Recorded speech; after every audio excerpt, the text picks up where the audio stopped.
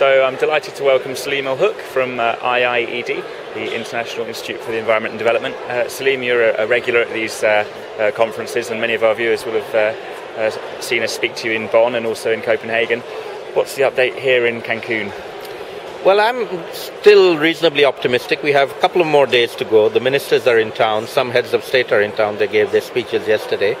The interesting thing that the Mexicans have done here now, instead of taking the ministers away into a small room to negotiate, they're letting them negotiate as part of their delegations in the larger group, which I think is better in terms of transparency, because that was the problem in Copenhagen.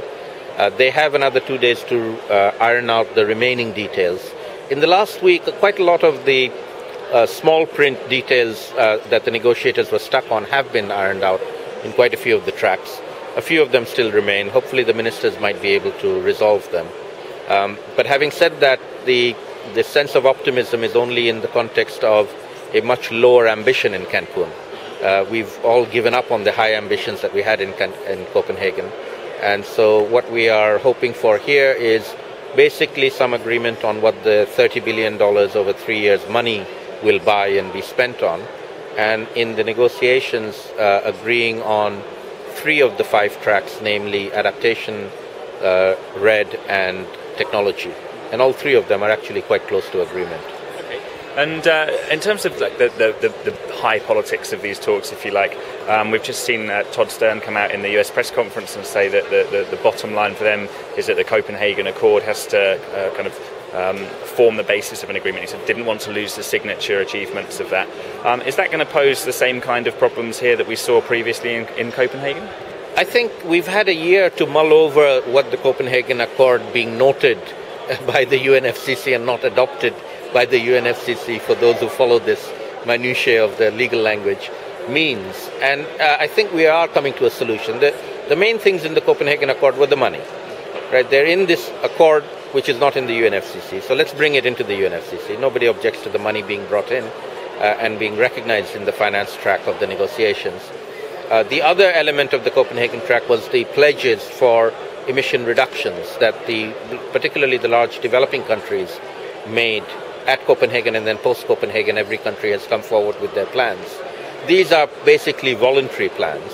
The question is now in the UNFCCC process, how do we bring them into the mitigation track of the negotiations? And we cannot resolve that here because we know that the United States is not going to be going beyond its voluntary pledge and not going to be putting it into a legally binding international treaty immediately. But having said that, it doesn't mean that we can't make progress. We can agree on how to count things, how to measure, report, and verify. So the key element in the negotiations here is this new acronym called MRV. Let's agree on the rules and then proceed to the next phase when countries feel that they will be able to bring their what are now voluntary mitigation actions into a legally binding treaty. Perhaps in South Africa if we're lucky, but maybe a year or 2 later. And there still seems to be a lot of concern about the future of the Kyoto Protocol. Japan has been the target of campaigning groups this week. Do you feel that this is an area which might blow up the talks? Well, the Kyoto Protocol is certainly a sticking point because it presents a problem in that the first commitment period ends at the end of December 2012, which we're rapidly approaching. So everybody thinks we're going to fall off a cliff at that point if we don't have a replacement. So the people are now thinking about plan B of what if we don't have a full-fledged replacement? Can we have partial replacements? So the first thing to say is the Kyoto Protocol actually doesn't die. You can't kill it. It'll continue. It just doesn't have a second commitment period. But what one can think about doing is having an interim second commitment period. And there's quite a lot of pressure, even in developed countries, for that to happen because since the Kyoto Protocol came into force, there's been money in the order of several $1 billion invested in the clean development mechanism. If that doesn't continue, that money is going to be wasted.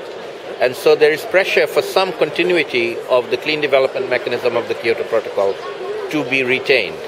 So as I said, what we won't have is a full-fledged second commitment period like we were hoping in Copenhagen.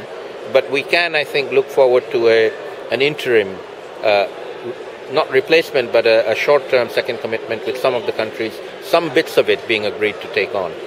Japan, I think, is just playing hardball here. They'll come on board once the others come on board. And you said that adaptation is one of the areas where we might make progress here, and that you're feeling relatively positive about.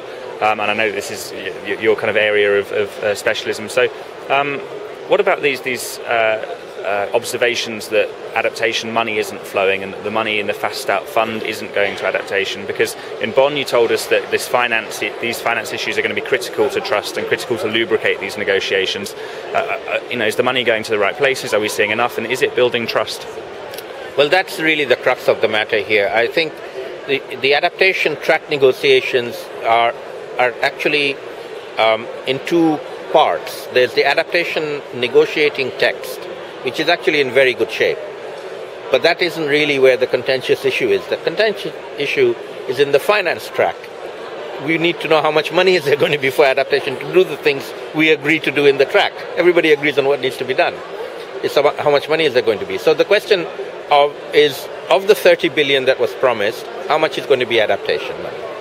Now, we did some analysis just before Cancun to look at the pledges that were made, and we can only find 3 billion out of 30 that is clearly and unequivocally for adaptation. The rest is very fuzzy. The countries making pledges don't tell us how much is for what, so it's difficult to tell. But giving them the benefit of the doubt, being as generous as possible, it doesn't get more than 10 out of 30 billion. So it's a third. And they had promised that it would be balanced between adaptation and mitigation. So balanced, in my view, is more half and half rather than 1/3, 2/3. So it's a matter of how much of their pledges can we now get them to put in concrete terms into adaptation that they have promised. And they're moving in that direction. They're listening to people, and I think they will move. The other question is how much of this money is new and additional, as again was part of the agreement in Copenhagen. Again, when we looked at things, we found everybody double counts. This is double counting between development assistance and climate money. Stuff that they had promised before, they're counting again. Stuff that is going to development, they're counting as climate. The funny thing is that even amongst themselves, they can't agree on how much they should be allowed to double count. The European ministers met to try and come up with some sort of rules of how much they would say they would double count, and they couldn't. Some wanted less, and some wanted everything to be double counted. So it's a strange situation there. We'll have to sort that one out maybe a little later. It doesn't have to be sorted now immediately. And then the final thing is, where is this money going to flow through?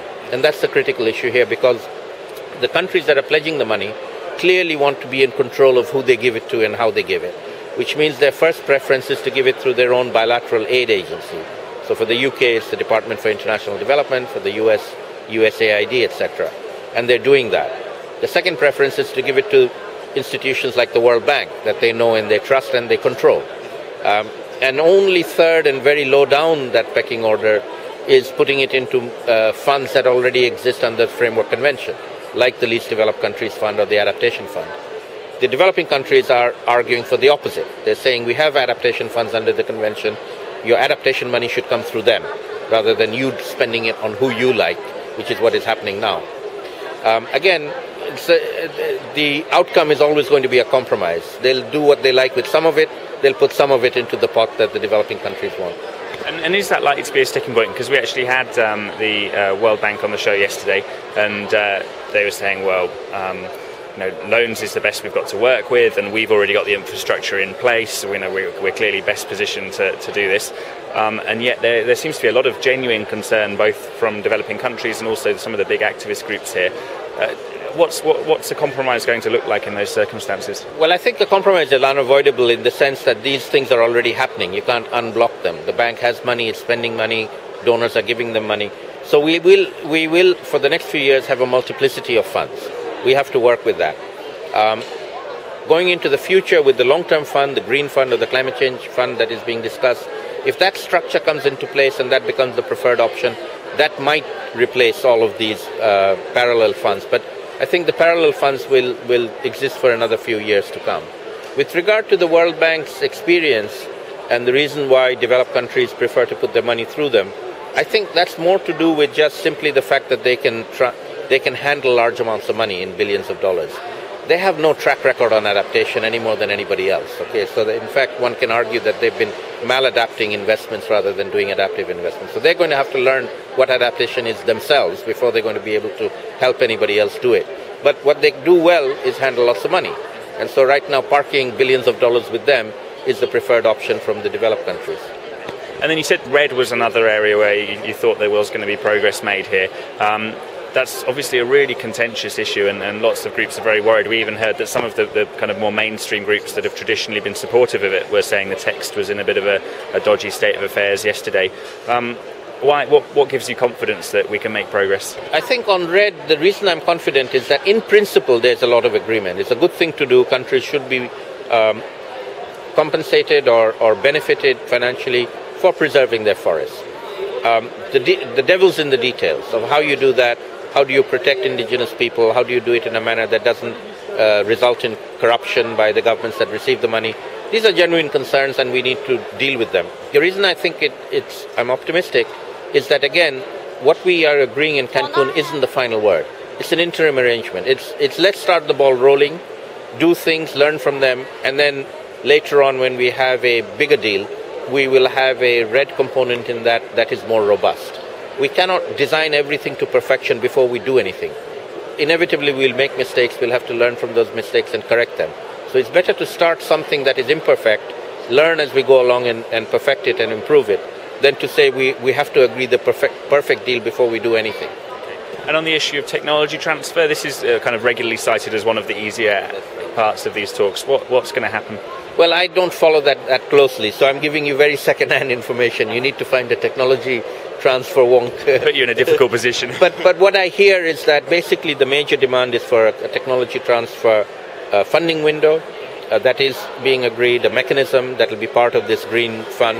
And the contentious issue within that is the issue of intellectual property rights, or IPR, where the countries and organizations and private sector companies that own these obviously don't want to give them away from free, and developing countries feel that they have a right to it. So the compromise seems to be that there will be this technology transfer mechanism that will then allow the owners of IPR to sell it. They'll buy the IPR, but then they'll give it to the developing countries to use. So they will get compensation for their IPR, but on the other hand, developing countries will get access. So that seems to be a mechanism that might fly. Okay, so you're resiliently optimistic. In 2 days' time, at the end of these talks, or possibly in the early hours of Saturday morning, what are we going to see? If you had to put your cards on the table, what's the outcomes, and what are the headlines going to be in newspapers around the world? I think the headline will be the new fund. That's new. The rest of it is old. It's been lying there for a long time. All we say is we finally managed to agree on some things. But I think the new fund, the green fund, the structure for that, because developed countries have now pledged 100 billion a year. So that's a real pledge, a solid pledge. They're willing to put it into a mechanism that they have confidence in. So agreeing on what that mechanism or what that fund structure will be a major achievement. It will then have to be set up and be ready for action in the next few years. But if they can agree on what the new... They can't agree on the name, by the way. It's either the Green Fund or the Climate Fund. So we'll find out on Saturday what name they agree on. The Americans like Green Fund, the others like Climate Fund. Every detail of these talks is an issue, huh? Every word and comma. These are negotiators, after all. They don't agree on anything easily. But we'll find out on Saturday morning, I think. And I'm optimistic that'll happen. And if that's the headline. And you think it'll be a fair fund, the negotiations at the moment? Well, the argument is about the nature of the body that's set up, right? So the argument now is that the United States and some developed countries want it outside the UNFCCC. They don't like the UNFCCC. Developing countries obviously want it inside the UNFCCC. So the talk now is of a compromise standing committee that draws from parties inside the UNFCCC, but also has the ability to bring in outside experts on the committee who might have expertise to give to it. So a hybrid, if you like. And it remains to be seen, what their mandate is, what their terms of reference is, to set up the fund and come back in a year's time in South Africa with some more concrete... the fund's not going to start flowing. The money doesn't flow till 2020. So we have time to design the architecture for it. But if we do it well, then I think that it's a matter of gaining confidence for countries to put money into it. And if we can do that, then they will put the money into it. Excellent. Well, that's a positive note to finish on. So, Saleem, thanks very much for joining us again. It's always great to have your insights.